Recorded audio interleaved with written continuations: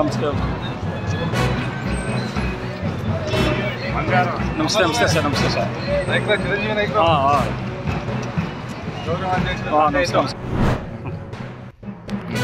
ಈಗಾಗಲೇ ರಾಜ್ಯಾದ್ಯಂತ ತುಂಬ ಸಮಾಜದವರು ST ಸೇರಿಸಿ ಅಂತೇಳಿ ಹೋರಾಟ ಮಾಡ್ತಾ ಇರೋದು.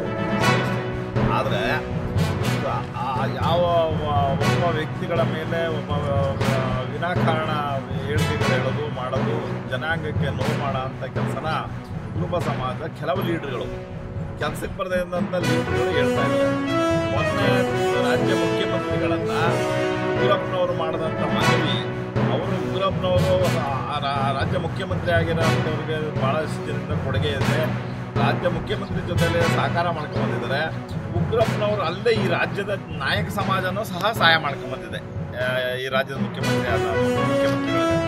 ಆದರೆ ಮುಖ್ಯಮಂತ್ರಿಗಳನ್ನು ಬ್ಲ್ಯಾಕ್ ಮೇಲ್ ಮಾಡ್ತಾರೆ ಅಂತೇಳಿ, ಮುಖ್ಯಮಂತ್ರಿಗಳನ್ನು ಎದುರಿಸ್ತಾರೆ ಅಂತೇಳಿ ಉಗ್ರಪ್ಪನ ಬಗ್ಗೆ ಕಟುವಾಗಿ ಮಾತಾಡೋದು ನಿಜವಾಗಿ ಹೇಳಬೇಕಾದ್ರೆ ಮನುಷ್ಯತ್ವ ಇಲ್ಲದ ಮನುಷ್ಯ ಅಂತ ಹೇಳಕ್ಕೆ ಬಯಸ್ತೇವೆ.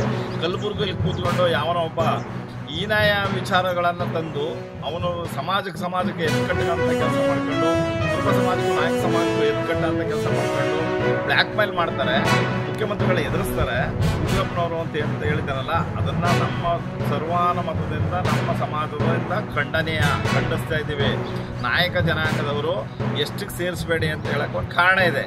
3% ಇದ್ದಾಗ ಸಹ ಈ ಕುರುಬ ಸಮಾಜದಲ್ಲಿ ಹೇಳ್ತಾನಲ್ಲ, ಇವ ಯಾವತ್ತೂ ಹೋರಾಟಕ್ಕೆ ಬಂದಿಲ್ಲ, ಪರ್ಸೆಂಟೇಜ್ ಜಾಸ್ತಿ ಮಾಡಿ ಅಂತ ಎಂದೂ ಕೇಳಿಲ್ಲ ಇವುಗಳು.